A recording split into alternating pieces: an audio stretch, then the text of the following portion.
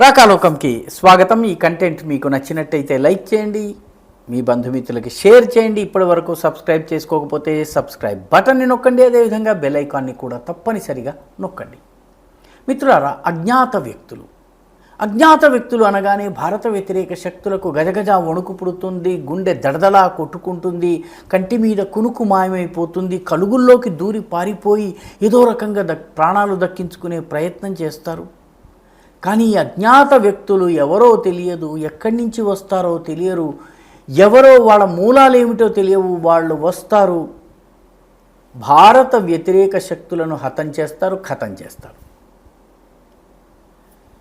America కావచ్చును, Canada కావచ్చును, Europe కావచ్చును, యూకే కావచ్చును, పాకిస్తాన్ కావచ్చు, ఎక్కడ దాక్కున్నా భారత వ్యతిరేక లష్కరే తోయబా, హిజ్బుల్ ముజాహిదీన్, ఖలిస్తానీ ఉగ్రవాద సంస్థ, అదేవిధంగా పాకిస్తాన్ గూఢచారి సంస్థ ఐఎస్ఐకి చెందినటువంటి వాళ్లను నేరుగా పైకి పంపించే పనిని ఈ అజ్ఞాత వ్యక్తులు చేస్తారు.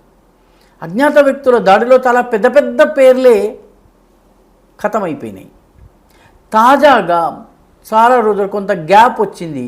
ఆ గ్యాప్ తర్వాత మళ్ళీ అజ్ఞాత వ్యక్తులు అటాక్ చేశారు. ఈ అజ్ఞాత వ్యక్తులు అటాక్ చేసింది పాకిస్తాన్లో కాదు, కెనడాలో. మన ట్రూడో గారి ఖలిస్తానీ ఐఎస్ఐ ఏజెంట్ల స్వర్గధామమైనటువంటి కెనడాలో రాహత్ రావ్ అనేటటువంటి ఒక వ్యక్తి ఉన్నాడు. ఈ రావ్ అనేటటువంటి చూసి దక్షిణాదికి చెందినవాడు లేకపోతే హైదరాబాద్కి చెందినవాడని భావించారు. ఈ రావ్ అనేది హర్యానా, పంజాబ్, అదేవిధంగా పాకిస్తాన్లోని పంజాబ్లో ముస్లిములకు, అదేవిధంగా యాదవులకు, హిందూ యాదవులకు కూడా రావ్ ఉంటుంది. రావ్ బీరేందర్ సింగ్, రావ్ ఇందర్ సింగ్, ఇటువంటి పేర్లు ఉంటాయి. ఈ రాహత్ రావు కూడాను ఆ రకంగా ముస్లిం అయినప్పటికీ రావు తగిలించుకుంటాడు.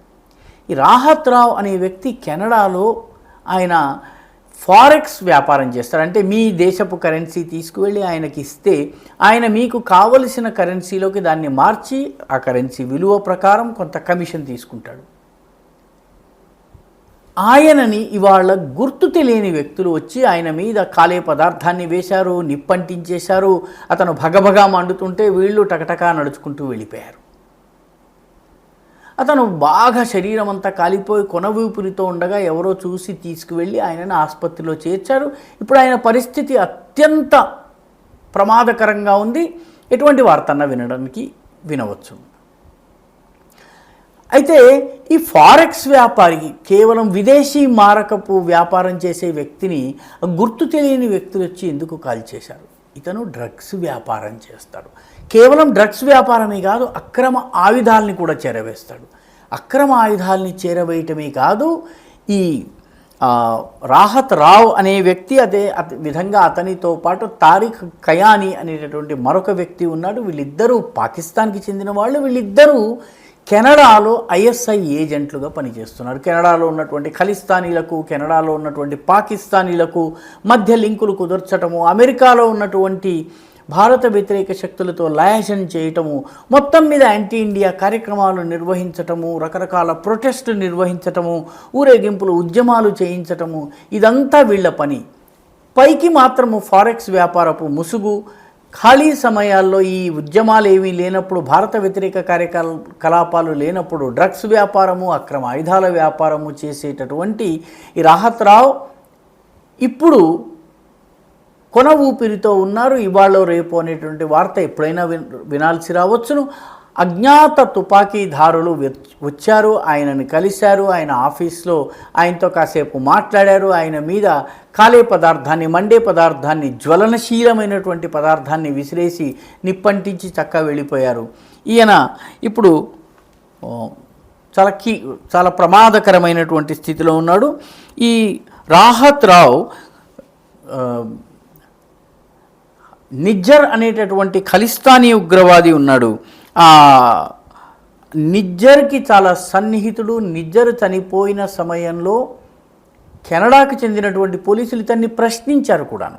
సమాచారాన్ని రాబట్టేందుకు, అతనికి ఎవరు శత్రువులు ఉన్నారో తెలుసుకునేందుకు ఖలిస్తానీ నిజ్జర్ని హతమార్చేటటువంటి పని చేశారు. అమెరికాలో ఉన్నటువంటి గురుపత్వంత్ సింగ్ పన్నుతో కూడాను సిక్స్ ఫర్ జస్టిస్ అనేటటువంటి సంస్థను నడుపుతూ భారత వ్యతిరేక విషవమనం చేయటం, విషాన్ని వెలిగక్కేటటువంటి గురుపత్వంత్ సింగ్ పన్నుతో కూడాను ఇతనికి చాలా సన్నిహిత సంబంధాలు ఉన్నాయి.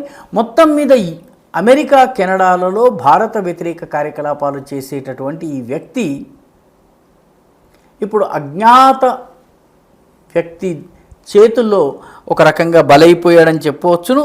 ఎందుకంటే ఈ నిజ్జర్, అదేవిధంగా భారత వ్యతిరేక కార్యకలాపాలు చేసే ఖలిస్తానీలతో లయజన్ చేసేటటువంటి ఈ వ్యక్తిని ఎవరో టార్గెటెడ్గా అటాక్ చేసినట్టుగా తెలుస్తున్నది. ఈ టార్గెటెడ్గా అటాక్ చేసినటువంటి వ్యక్తులు ఎవరైతే ఉన్నారో, ఈ అజ్ఞాత వ్యక్తులు ఎవరన్నది తెలియదు.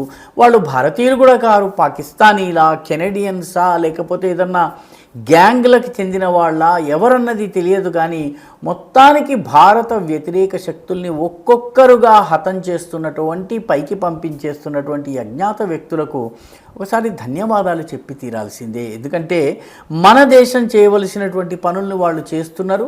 అసలు వాళ్ళకి వీళ్ళకి ఏం గొడవ ఉందో కూడా మనకి తెలియదు.